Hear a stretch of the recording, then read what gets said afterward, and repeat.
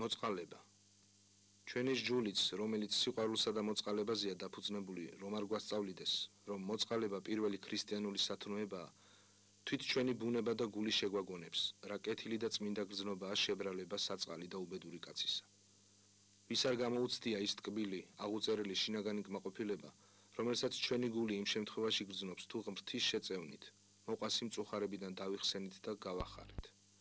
რადგან მოწყალება საერთოდ ადამიანური ბუნებისთვისაა დამახასიათებელი. ამიტომ ხედავთ, რომ სხვა ჯულიც, მათ შორის მაჰმადიანობა და კეფთაყვანის მცემლობა, რომელნიც ღვთისაგან კი არაა მიღებული, არამედ ადამიანებმა მოიგონეს, თავიანთ აღსარებლებს მოწყალებას შეაგონებენ. მაგრამ ქრისტიანს სხვა სახისა და სხვა ხარისხის მოწყალება მოეთხოვება. სახარება გვასწავლის: იყვენით თქვენ მოწყალენი, ვითარცა მამა თქვენი ზეციერი მოწყალე არს. ღმერთი თვითონ არის მოწყალება და სიყვარული. ამიტომ თუ გსურს, რომ ჭეშმარიტი ღვთიური მოწყალება გქონდეს, შენი ბუნება უნდა გაასწორო. გულიდან სიძულვილი, მრისხანება, შური განიშორო და ისეთი სიყვარული შეიძინო, რომ თავად შენი ბუნება გაიძულებდეს ადამიანის შეწყალებასა და შებრალებას. სახელდობრ, თუ მშიერს ნახავ პურის ჭამა, შენც არ უნდა გეამოს მანამ, სანამ მას არ გააძღებ. თუ შიშველს, უნდა შეგცხვეს, რომ შენ კარგად გაცვია, მაშინ როცა შენი ძმა ტიტველია. ზეციერი მამის მოწყალება უსასყიდლო და უანგაროა, ამიტომ შენც უნდა ეცადო, რომ არც შენი მოწყალება იყოს ანგარიშიანი. ანუ იმიტომ კი არ უნდა იყო მოწყალე, რომ შეგაქონ, ან იმიტომ, რომ სამაგიერო მოგაგონ, არამედ სიყვარულითა და შეგნებით.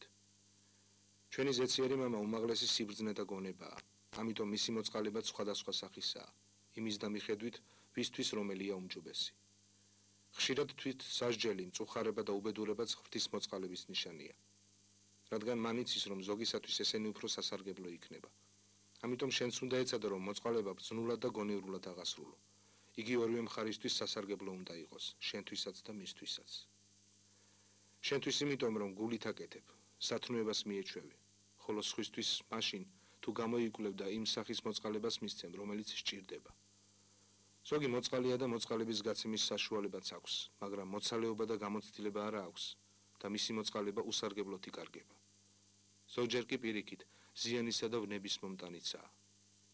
მოწყალება სხვადასხვაგვარად გაჭირვებულ და ნაკლულოვან მოყვასთა შემწეობას ნიშნავს და იგი ღვთისათვის ყველა სათნოებაზე უფრო სასიამოვნოა. მოწყალება ნაყოფია, რომელიც ყველა სხვა სათნოებას, სარწმუნოებას, სასუებასა და სიყვარულს ცხადყოფს. მაცხოვარი მოითხოვს, რომ მოწყალება შენი ხელით აღასრულო და თან უნდა ეცადე, რომ შენი მოქმედება საიდუმლოდ დარჩეს. გაჭირვებულისა და გლახაკის დახმარება თვით ქრისტეს მსახურებას ნიშნავს. მოწყალება ქრისტესთვის მიცემული სესხია.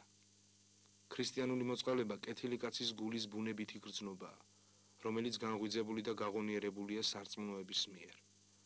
თუ კაცს გული არა აქვს გაფუჭებული და ზნეობა დაცემული, როდესაც შეწუხებულ და უბედურ კაცს დაინახავს, თვითონაც უნებლიეთ წუხდება. მისი სული მოყვასს თანაუგრძნობს და რამეთი მისი მდგომარეობის შემსუბუქებას ცდილობს. ქრისტიანმა ყველას მიმართ, განურჩევლად ჯულისა და ნათესაობისა მოწყალება უნდა ჰყოს, ხოლო ამის გარჩევა შეიძლება, ვინც უფრო გაჭირვებულია პირველად მას შეეწიე. მოწყალება უანგაროდ მხოლოდ კეთილი გულის გრძნობით, მოყვასის სიყვარულითა და უმეტესად სარწმუნოებით უნდა აღასრულო. მრავალი ქრისტიანი მოწყალებას უხვადაც გასცემს, მაგრამ ამასთანავე უყვარს, რომ ქვეყანამ შეიტყოს, მის მოქმედებაზე ბუკი დაუკრან და მისი მოღვაწეობის შესახებ გაზეთებში დაიბეჭდოს. ამით მისი მოწყალება ქრისტიანულ ხასიათსა და თვისებას კარგავს. როცა რაიმე მოწყალებას გაიღებ და კეთილ საქმეს გააკეთებ, ის აზრი ნუ გექნება, რომ ღმერთი გადამიხდის და მაგიერს მომაგებსო. მართალია ღმერთი კეთილი საქმისათვის ყველას თავისას მიაგებს, მაგრამ თუ მოწყალებას სამაგიეროს მიღების აზრით აღასრულებ და არა ღვთისა და მოყვასის სიყვარულით, მაშინ შენი მოქმედება უფრო ვაჭრობას დაემსგავსება და იგი კათოლიკეთა ან მაჰმადიანთა მოწყალების სახეს მიიღებს, რომელნიც კეთილ საქმეს ფულის სარგებლის მსგავსად ანგარიშობენ. წმინდა ღმერთო, წმინდა ძლიერო, წმინდა უკრავო, შეგვიწყალენ ჩვენ. მრისხანება. გული გიწყრებოდეს და ნუ სცოდავთ. მზე ნუ დაჰლვან განრისხებასა თქვენსა. როცა ეს სიტყვები გესმის, გული გიწყრებოდეს, არ იფიქრო, რომ მოციქული პავლე წყრომისა და მრისხანების ნებას გაძლევს. მან იცის, რომ ჩვენი დაცემული ბუნების გამო შეუძლებელია კაცს ზოგჯერ მაინც გულის წყრომა არ მოუვიდეს, მაგრამ გვეუბნება იმდენი მაინც ვეცადოთ, რომ გულის წყრომა ცოდვად არ გადავაქციოთ. მართლაც არათუ შეუძლებელია რომ კაცს გულისწყრომა არასოდეს არ ქონდეს. არამედ ცუდი ნიშანიც კი იქნებოდა რომ ყველაფრისადმი გულგრილი ყოფილიყო.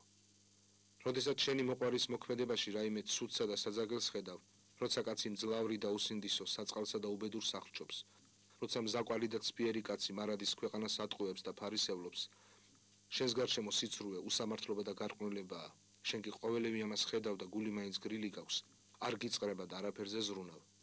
მეშინის, რომ ვაი თუ შენში ყოველი კეთილი გრძნობა და სათნოების სიყვარული მკვდარი იყოს.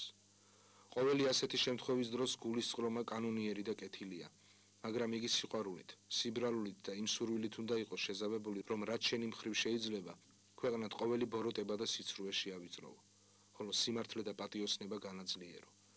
მაგრამ როცა გულისწყრომა ამ პარტავნებისაგან, ანგარებისაგან ან სხვა მსგავს გრძნობათაგან მომდინარეობს, მაშინ მას კაცის ცოდვაში ჩაგდება ადვილად შეუძლია. ასეთი გულისწყრომა მალე უნდა დააცხრო. ამისთვის სიტყვის მოციქული. ზენუ დაჰვალნ განრისხებასა თქვენსა. მართლაც ვინ არ იცის რამდენ ცოდვაში შთააგდებს კაცს მრისხანება, მეტადრე უგუნური. როდესაც კაცი რისხდება, მაშინ მისი სულისა და გულის ყოველი კეთილი თვისება და გრძნობა ყუჩდება და მის ნაცვლად ყოველი მხეცური თვისება და მიდრეკილება აღდგება და აღიძვრება. განრისხება ანუ გაჯავრება სამი სახისაა. მრისხანება სამართლიანი, კანონიერი და ღვთისათვის სათნო მაშინ იქნება, როცა კაცი სამართლიანად, საფუძვლიანად და მძიმე მიზეზის გამო ჯავრობს. მაგალითად, როცა კაცი ღვთის გმობას, სარწმუნოების დაცინვას ან სხვა მსგავს რამეს გაიგონებს. როცა კაცი ხედავს, რომ ვიღაც გარყვნილი თვითონაც უგზო უკლოდ ცხოვრობს და სხვებსაც აფუჭებს, როცა ვინმე ბოროტსა და უსამართლო კაცს ხედავს, რომელიც თავის მოყას ტანჯავს, ან ღვთისა და ხელმწიფის ყოველგვარ სჯულს არღვევს. ასეთ შემთხვევათა და გარემოებათა დროს მრისხანება კაცისა არათუ დასაძრახისი, არამედ პატიოსანი და სათნო საქმეა. იმიტომ რომ ასეთი მრისხანება წმინდა წყაროსაგან მომდინარეობს. იგი სიმართლის სიყვარულითა და საღვთო შორითაა აღწრული. მეორე სახე მრისხანებისა, თუმცა ეგოდენ წმინდა და სათნო არ არის როგორც პირველი, მაგრამ დასაძრახისი და გასამტყუნარი არც ისაა. კაცს ხშირად გული მოუვა, როცა მას ვინმე ჩაგრავს, თუ ვინმე მცილი დასწამა, უსამართლოდ უჩივლა, ან წაართვა რამე. ამ დროს შეუძლებელია კაცი არ გაჯავრდეს და არ დაიჩივლოს, რომ ისიც კაცია, ადამიანი და ყველაფერს ვერ მოითმეს. მაგრამ ასეთ შემთხვევაშიც თავი უნდა შეიკავო. გეშინოდეს, რომ გრძნობა მარც არ გიტაცოს და ცოდვაში არ ჩაგაგდოს. თუ ისე განრისხდი, რომ შურიძიება დაიწყეს სიტყვით ან საქმით, მაშინ შენც მას დაემსგავსები და ღვთის მოწინააღმდეგე შეიქმნები. ზოგჯერ მრისხანება სრულიად უსამართლოა. მას სხვადასხვა მიზეზი აქვს. მაგალითად, ზოგიერთი კაცი თავისი უგუნურების გამო ცუდამინძე მრისხანებს, რაც ყეული და შეჩვენებული დღეაო. ზოგი პირუტყვზე ცოფდება, შეიძლება ისე სცემოს, რომ თვალებიც გაუფუჭოს. ზოგჯერ კაცი რომელიმე საქმეს თვითონ გააფუჭებს და მის ნაცვლად რომ თავის თავზე გაბრაზდეს, თავის ხელქვეითს უჯავრდება. საულ მეფემაც ღვთის ურჩობით შებრალა თავისი მეფობა, მაგრამ ბრალი დავითს დასდო და დევნა დაუწყო. ყოველღონეს ხმარობდა რომ მოეკლა იგი. ცხადია რომ ასეთი მრისხანება თავხედობისა და ამ პარტავნებისაგან წარმოსდგება.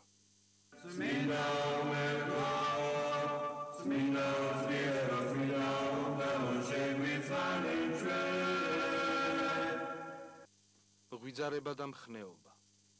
პავლე მოციქული გვასწავლის.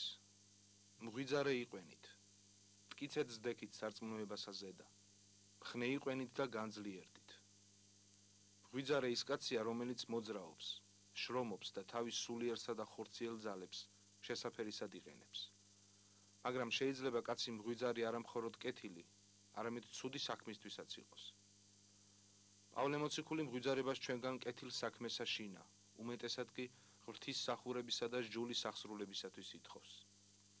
არაფრისთვის ისე საჭირო და სასარგებლო არ არის მღვიძარება, როგორც სარწმუნოებისათვის. პირველ რიგში იმიტომ, რომ თავი დაისვა სჯულისა და სარწმუნოების საწინააღმდეგო და მავნებელი აზრებისა და შეგონებებისაგან. და მეორეც, რათა შეიძინო და მოიპოვო ყოველი, რაც შენ სულიერ ცხოვრებას, ესე იგი სარწმუნოებასა და სასუებას გააღვიძებს, გააცოცხლებს და განამტკიცებს. როდესაც პავლე მოციქული ამ სიტყვებს კორინთელებს წერდა, მაშინ ქრისტიანები წარმართებისაგან დიდ დევნულებასა და ტანჯვაში იყვნენ. მართალია ახლა სარწმუნოებისათვის არ ვიდევნებით, მაგრამ მღვიძარება მაინც საჭიროა, რადგან სჯულის წინააღმდეგნი, რომელიც ყოველ დროში იყვნენ, დღეს კიდევ უფრო მომრავლდნენ. მაშასადამე თუ ქრისტიანი დაიძინებს და მღვიძარი არ იქნება, განსაცდელში ადვილად ჩავარდება და თავის სულიერ საუნჯეს, სარწმუნოებას მოაკლდება. მხნეობა მღვიძარებაზე უმჯობესი და უდიდესი თვისებაა. მხნეობა არის სიმტკიცე და ძალა სულისა. ხნეის კაცია, რომელიც ყოველ საქმეს, მეტადრე სულიერს, რაც არ უნდა ძნელი იყოს, ხალისითა და სასუებით აკეთებს და ბოლომდეც მიიყვანს.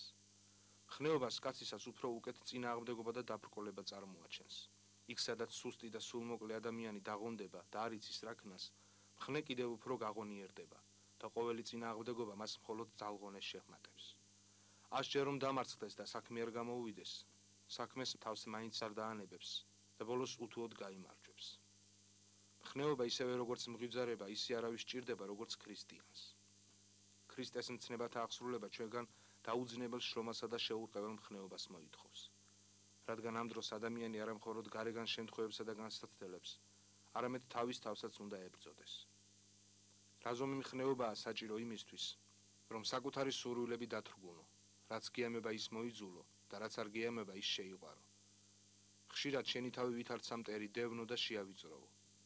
ამას ვერ იქვს ის, ვისაც არ აქვს დიდი და აღმატებული მხნეობა. ხშირად კაცი კეთილია, მაგრამ რადგან მხნეობა არ აქვს, მისი სიკეთე უნაყოფოა, იმიტომ რომ პირველივე დაბრკოლება დააღონებს და გააჩერებს.